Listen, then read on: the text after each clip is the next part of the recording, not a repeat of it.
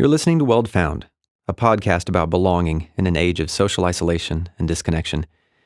This is the second episode, Courageous Women and the County That Loves Them. A lot of music in today's episode, and I think you're going to love it. Quick note, this show is releasing on Monday, August 26th. That's on purpose, as it is Women's Equality Day, where as a nation we celebrate the 19th Amendment, giving women voting rights. Also about this day, there are 5 days left to apply for a grant at the Women's Fund. They grant to programs and organizations that support girls and women in Weld County, and last year gave more than $55,000 to this cause. Go to weldwomensfund.org/grants if you're interested. If you're hearing about this too late for this year, no problem. Now you're aware that this is in your community for next year. Tell someone about it who might want to apply. Let's begin our show. We're going to start very soon. We're waiting for the last few people to get in. It's at 5 o'clock. So thank you for showing up early. Turn this up a little bit for those in the back. But thanks for being here and showing up early. It's such a treat to be here at the Greeley Museum. This is Neyla Pekarek. Last January, she did a special presentation at the Greeley History Museum. Neyla's fairly well known in the music world. Her career started when she answered an ad on Craigslist asking for a cello player, and then became a founding member of the Lumineers. She's now embarking on a solo career, going out on her own with an album about Weld County's frontier powerhouse, Rattlesnake Kate. She performed back in January on what happens to be one of my favorite nights of the year, the father-daughter dance. Greeley puts this on, and each year I take my 3 daughters, who are now 9, 7, and 4, and we dress up, we have cookies, and take photos, and play games. We dance our hearts out. But this year, we stopped by this concert first, before the dance. I wanted my kids to hear this. Music about the bold Rattlesnake Kate from an artist willing to put herself on the line and go solo. Many parents know this. This job isn't easy. I have hopes and dreams and fears when it comes to raising my kids. And a big one is, how do I raise my daughters to be courageous? I want them to take chances, to be strong and believe in themselves. I want them to learn how to fail, and then to learn that failing isn't the end of the world. They can learn from it and get back up and try again. And I hope they know they have my full support and freedom to be who they're meant to be in complete equality. Neyla began to play her cello through a looping station, creating this ambient sound that slowly quieted the crowd. And it hit me sitting there, all dressed up with my daughters, just how excited I am about their futures. And I'm so thankful for people going before them, giving them permission to forge those new paths.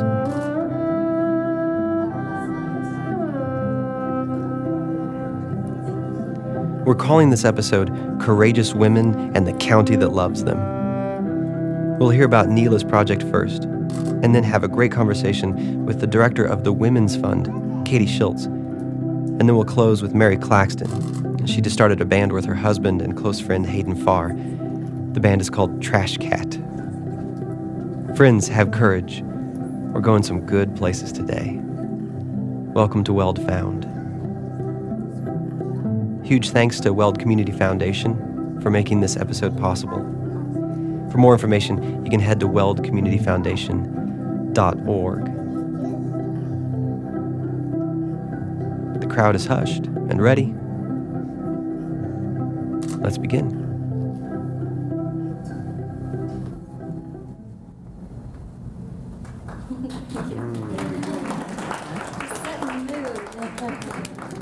Well, let's get started. What do you think? Yes. Great.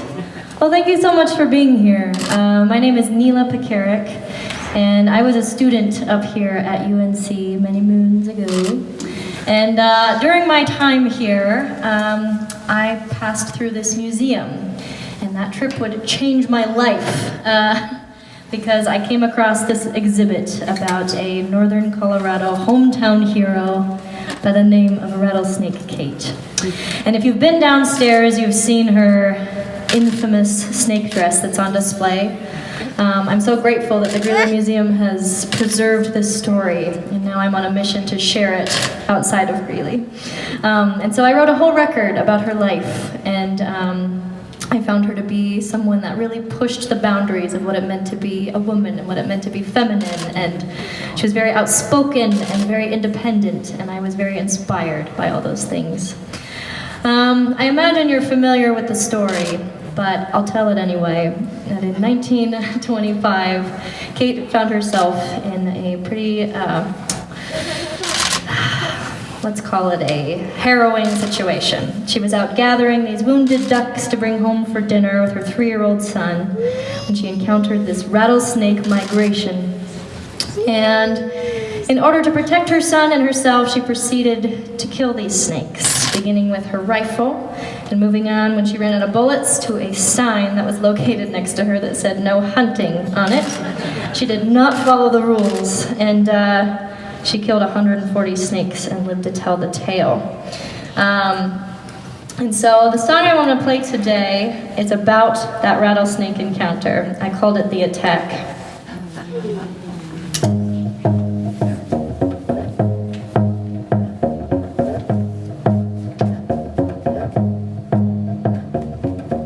Rattlesnake Kate, known Kate Slaughterback, got a nickname when she was looking for ducks and then a rattlesnake attack.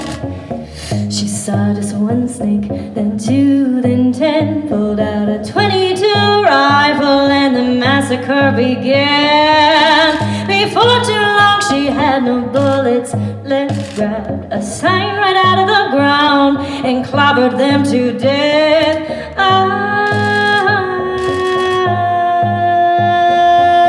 She killed those snakes, she killed those snakes, she killed those snakes.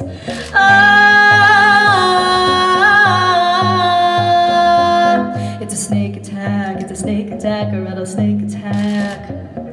2 long hours, no time to think or doubt. Got that sign in her hand, punched those nasty rattlers out.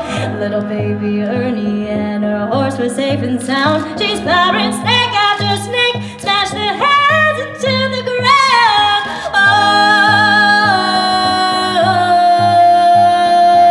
Oh, she killed those snakes, she killed those snakes, she killed those snakes.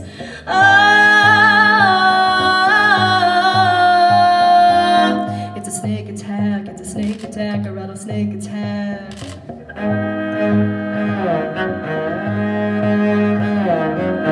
It's a snake attack, it's a snake attack, a rattlesnake attack.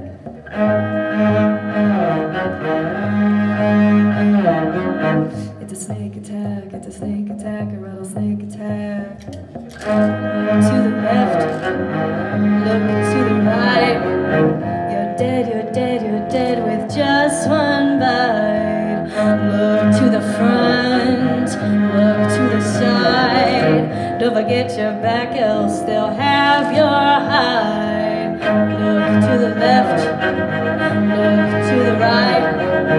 You're dead, you're dead, you're dead with just one bite. Look to the front, look to the side. Don't forget your back, else they'll have your hide. Look to the left, look to the right. You're dead, you're dead, you're dead with just one bite. Look to the front, look to the side. Don't forget your back, else they'll have your hide.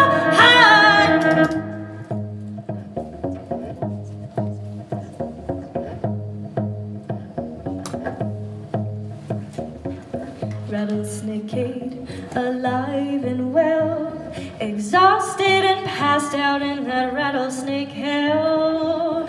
Returned the next day to claim her prize, those rattlesnake skins she would wear with pride. Oh, she killed those snakes, she killed those snakes, she killed those snakes. Oh, it's a snake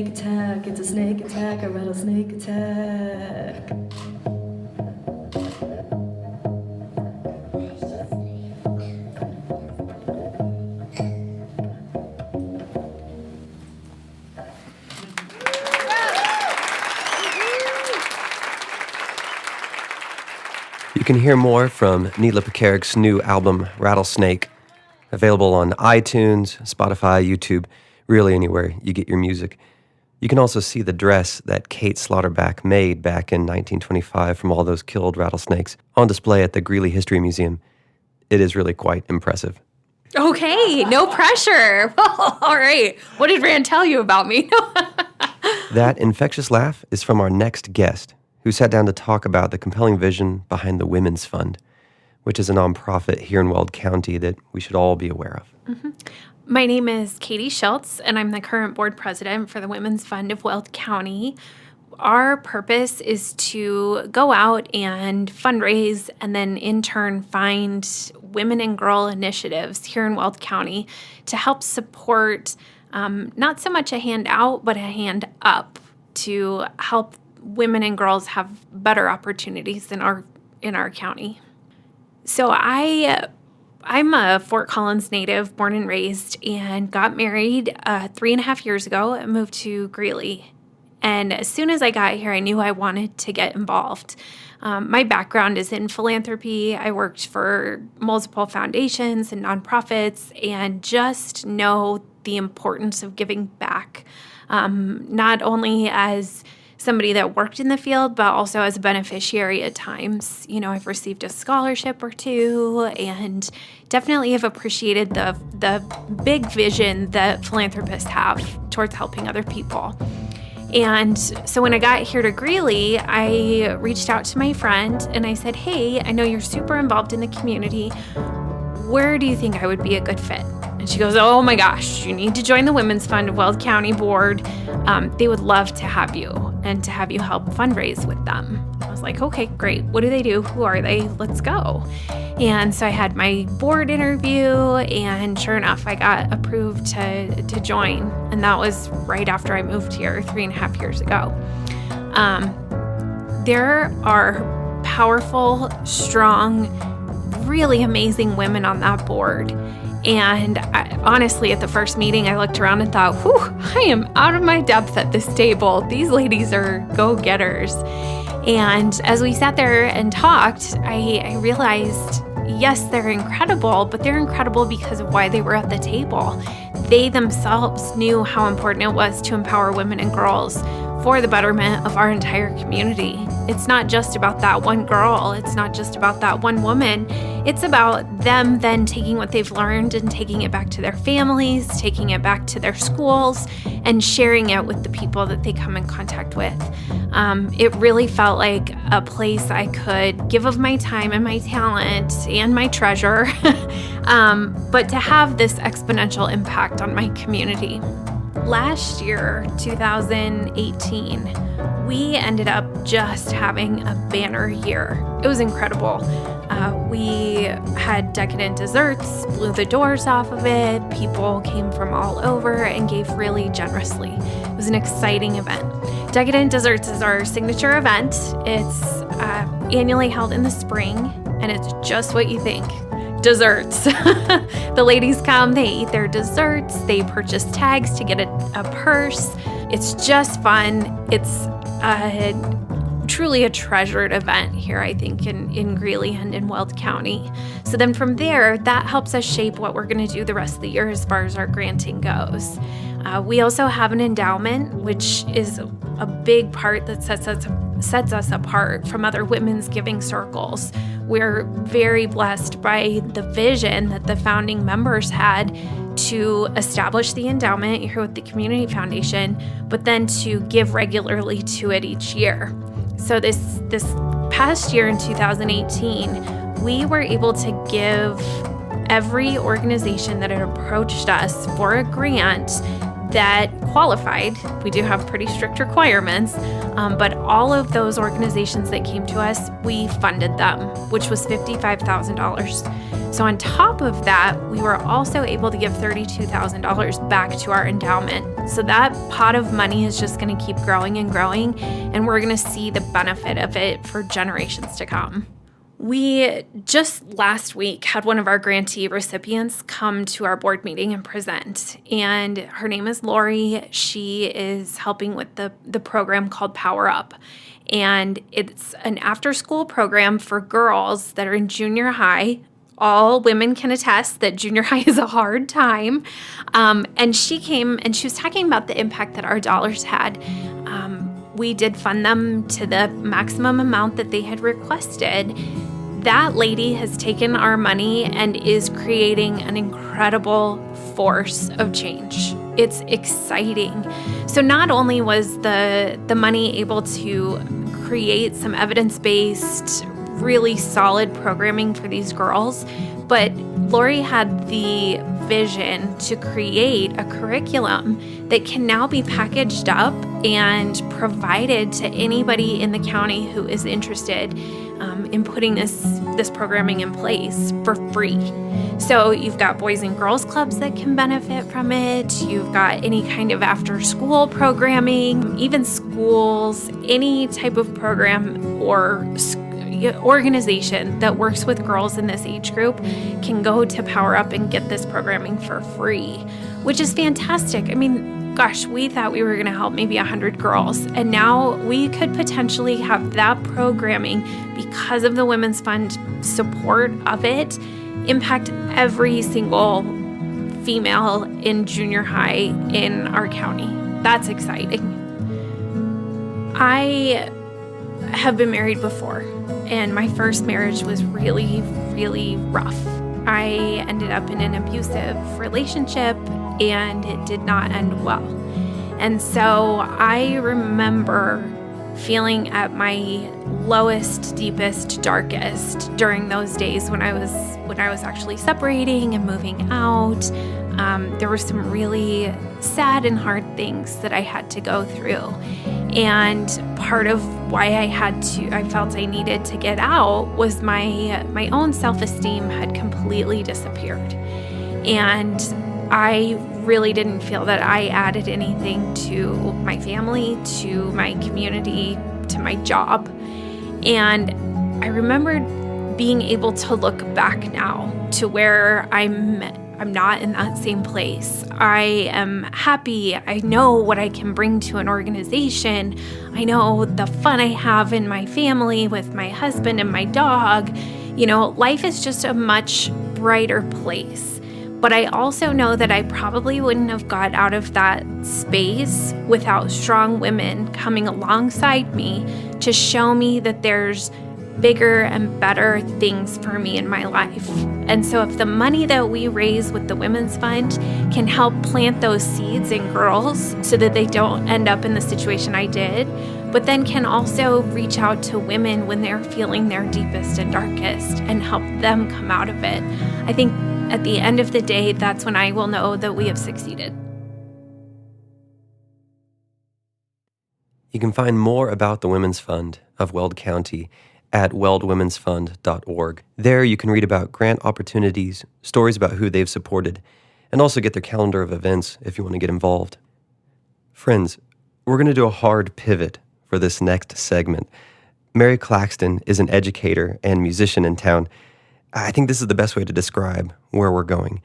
She leads her band, Trash Cat, with songs she's written on a specially designed ukulele that has like an electric guitar sound, while her best friend, Hayden Farr, plays bari saxophone and her husband plays drums. What I'm trying to say is this is going to be a little bizarre for some of your ears, but stay open to the experience of this music. It was inspired by cartoons with a laugh that's just lurking underneath. Give it a chance, because I think you're going to love it. So here we go.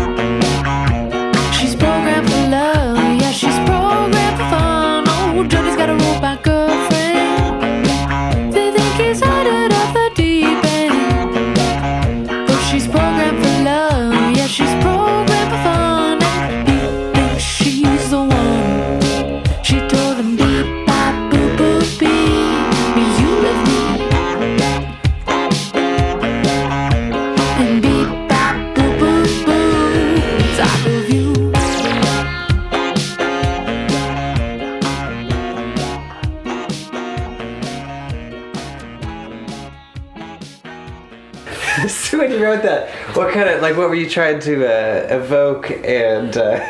What was going on in your brain and your for the listener? I really want like this whole album and like the vibe of the band to be like when you're experiencing it, it's transporting you to a different place. Okay.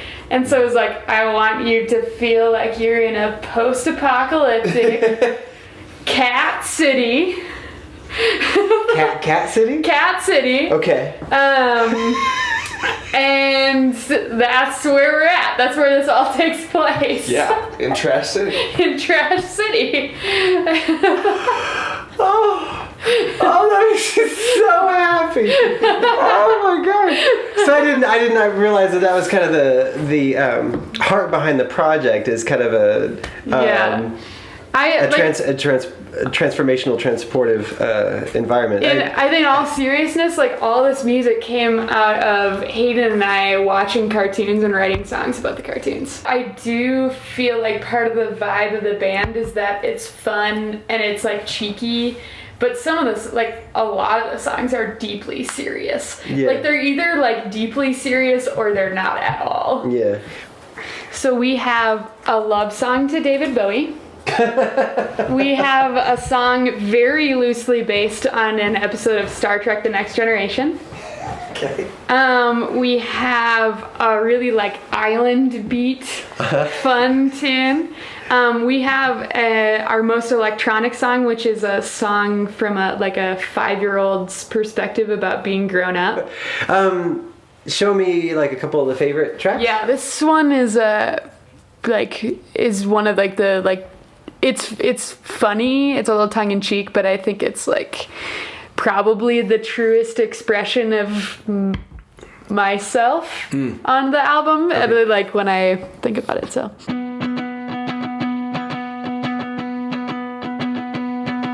I am a straw girl standing in the field, the crow on my shoulder knows I'm not real. I am the ghost that haunts your attic, I am the voice when white noise static. I'm not real, yes I'm a fake, so don't give me more than I can take. Don't need a wall to put my back up to, I brought my own.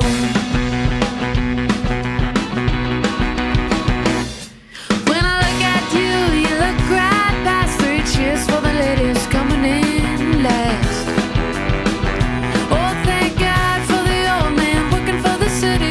At the bar and tells me I'm pretty. I don't mind it and I think he knows it, but I ain't crazy and he's no poet. Don't need no wall to put our backs up to, we brought our own.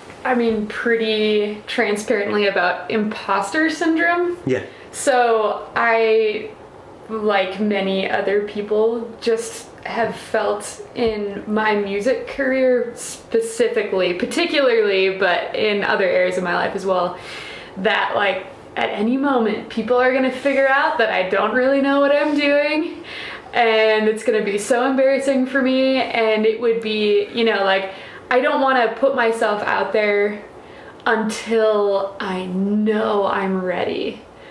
And this project is just throwing that whole idea in my own face. Like, it's moved really fast to the point where I have not been able to overthink it. And I think that's something Hayden and I have always challenged ourselves with the songs. When it comes to the lyrics, it's like, okay, let's not overthink the lyrics. Like, if I want to have a line about Eddie Murphy or Scooby-Doo masks, I'm just gonna put it in the song and not worry if that is too ridiculous, which it probably is, but I think that I love ridiculous things, and I am kind of ridiculous, and just this project is about embracing that. And I really think about when I first started playing out, like playing gigs of my own music at Patrick's Pub, and I was so nervous to play open mic night, to which nobody pays attention, that I would be borderline in tears because I was just really nervous about messing up. And what I've found is you just do it. Yeah. You just push through it. And the time I wrote this song, actually, this is probably the oldest song on the album, because I wrote it before we were a band, and I wrote it when I was teaching. And I think that is a huge part of it for me, because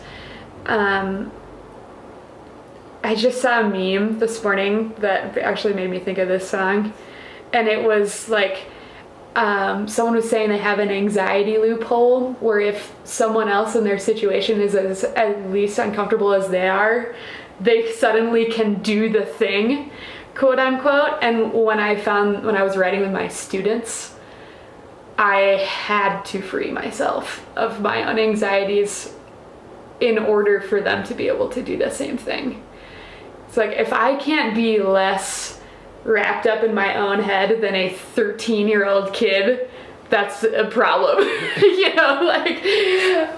So I wanted to write this song to give myself, and then by extension my students, the space to stop worrying so much about whether or not they belong in a situation.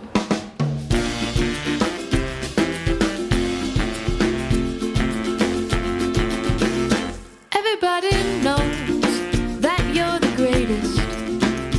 Anyone can see that I'm no good. You'd be a fool to be with me, 'cause you're the greatest. And this one thing that I could never be.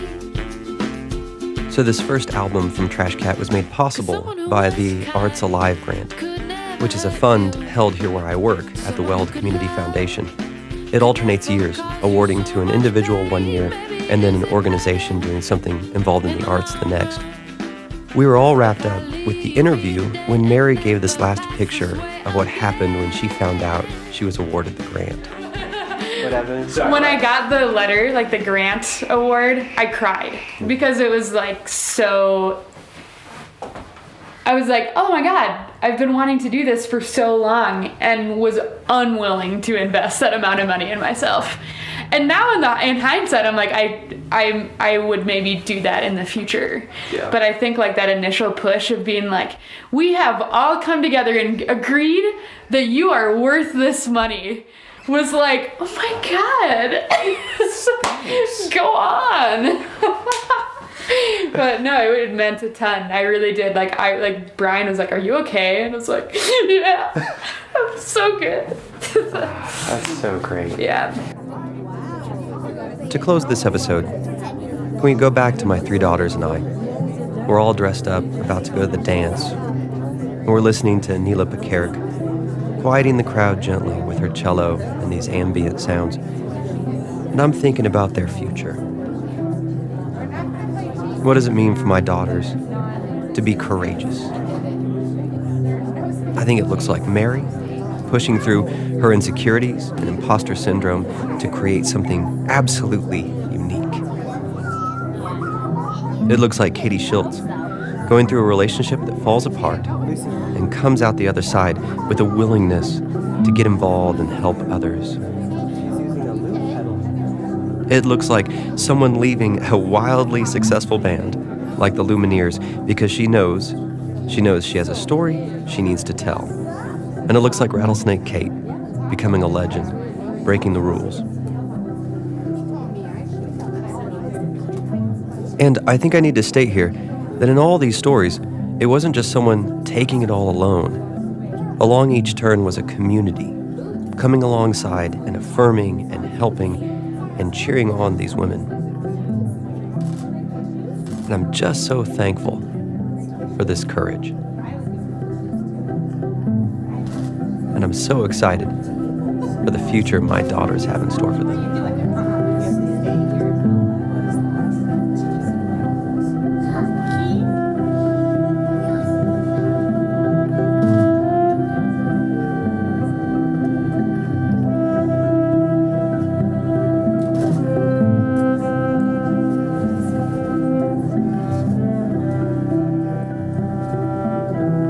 Special thanks to Dave Farrell, professor at Ames Community College who helped with sound engineering for this episode. And thanks to Neyla Pekarek, the Greeley History Museum, Katie Shilts, the Women's Fund of Weld County, Mary Claxton of Trash Cat. Their stories made this show happen.